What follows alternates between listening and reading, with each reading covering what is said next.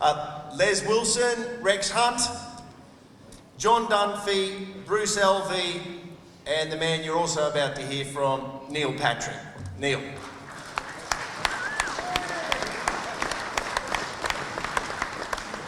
Good evening. It is such a great pleasure for me to announce this award because he's such a good friend of mine. Jim Allen, please come up.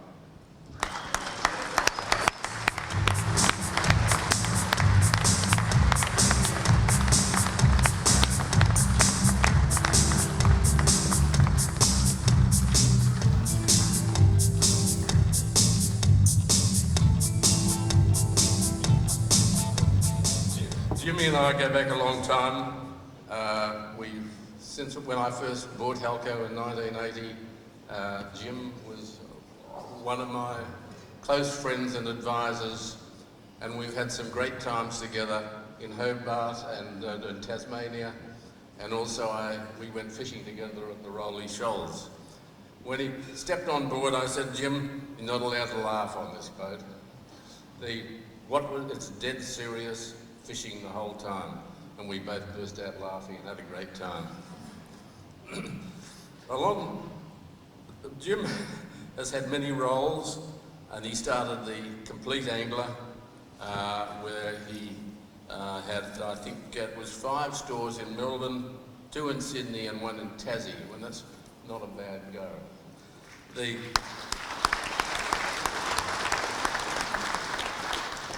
In the early 80s, along with Jack Erskine and Len Mossop, they started the AME group, which later developed into the National Buying Syndicate. He started in the 80s a wholesale business, Innovator Tackle, named after a game boat he travelled in with a mothership on the ocean Pacific out of California. In the 90s, he started Mayfly Travel, a business dedicated to fishing travel. Co-presenter Rex Norman, Clearwater Big Fish television DVD series, Tackle Advisor, Clips, Rex Hunt Fishing Adventures, etc. He was the chairman of Penn Fenwick Australia, a ministerial appointment to the Victorian Fishermen's Advisory Council of Primary Industries in Victoria, a former president of the Australian Trout Foundation, a director of Trout Unlimited, a Habitat Sustainable organisation, a former president of the Victorian Fly Fishers Association, and a former president of the Game Fishing Association of Victoria. He was vice president of the Swordfish and Tunny Club of Australia and the Victorian representative of the International Game Fish Association, where he did an extremely good job. He was the publicity officer for the Victorian Fishing Tackle Association. Through the years, though the years was instrumental in the introduction of polarisation of key bands, there are certain household names today: Missouri, Akita Squids, and First Squid Teeth Australia, Calstar Rod Sticks, Mets generally, genetically bred hackles, Powerline, etc., etc. A well-travelled angler, Jim has travelled extensively around the world, but was featured regularly in Cairns, and I fished with him in Cairns in the 70s, the Bermuguis in the 70s and 80s. We had some funny times at Cairns too, didn't we, Jim? In the 80s, in the early 90s. Tasmanian Central Highlands, he's been chasing trout since 74. In one way or the other, has owned and operated what is currently now the Great Lake Hotel and Central Highlands Lodge in Miena. How does that pronounce it? Miena. The only 2 places to buy and feed a beer in the Highlands.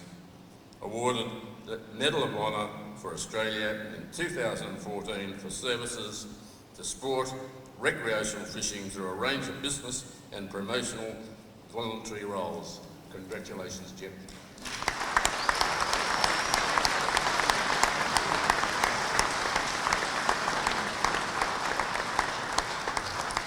That was a long list of bull dust.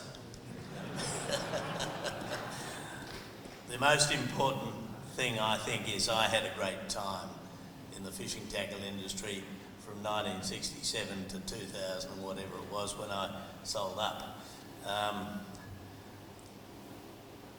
I listened to the story of the Wilson family tonight, and I remember Les Wilson, and I remember his eyes, and I reflected back on my times with John Dunphy, Jack Erskine, and some great legends of the fishing tackle industry.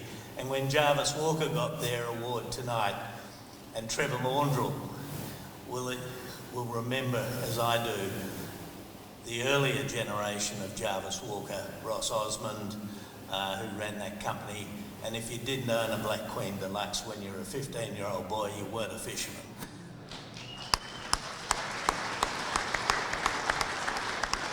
It's a huge honour for me to be recognised by the industry that I love so much. I enjoyed every moment of it. Albert Facey wrote a book called A Fortunate Life. He stole the title to my book, if I should have ever written it. And I'll make another comment, which I think the historians ought to read. I think the Duro company that sells bait in Victoria has about 70 years up to. And one of the great companies that still exists today, and Patrick Levy's here, J.M. Gillies is 88 years old. And that's an amazing performance. And if you look on eBay tonight, I'm selling some fly leaders that were made in the 1940s. Now, I was born in 1944, and I'm very much a feather duster today, but I have had one of the great days of my life today, wandering around this show and seeing how professional it's become. Listening to the speakers tonight, I've been absolutely amazed at how much this industry has lifted its game over the last decade since I left it. I'm so proud to hear people talk about the conservation of our fisheries and how we need to guard every single fishery we have. And I can't say that strongly enough, how important it is if we're going to have a generation of fishery. When I was at school, I remember an old headmaster of mine, he said, when the hand's idle, the mind's idle, and when the mind's idle, it's thinking up mischief. If you teach a boy to fish, you've got a much better person that lives in this nation of ours. There's another old adage, and I don't know whether it came from Allah or Confucius or Buddha, but it goes along the lines that in the allotted span of a man's time on this earth, that time spent fishing is not deducted. Well, I do a lot of fishing. My life today is going down to Tasmania, chasing the wild trout of Tasmania. They came to Australia in 1864 in the most remarkable introduction of a feral introduced pest, if you talk to the wrong person. But the trout we have in Tasmania today probably are the best gene pool of wild brown trout left in the world.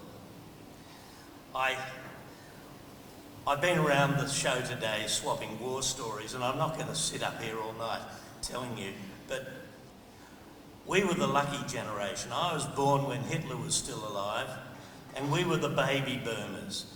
And we were the first generation that could get an FJ Holden car and go up to the northeast of Victoria and fish wild rivers for wild trout. We were the first generation that could really drive to Bermagui as teenagers and learn how to catch a kingfish. And then later on for me, as a tax-deductible member of the fishing tackle industry, spent a lot of money catching yellowfin tuna. But I did take a lot of kids that worked for me there too, and we've had a fun table there tonight, reminiscing about our time at our management meetings at Eildon that had a lot more to do with drinking grog and falling into the fire than it did about managing our business.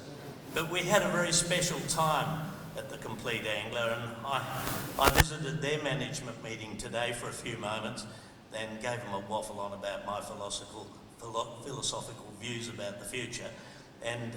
But they turned 50 next year, and I started that little company in 1967, and next year it turns 50, and I'm as proud as punch to be here tonight receiving this award, and all I can say is thank you very much for honouring me. It's the greatest honour I've ever had.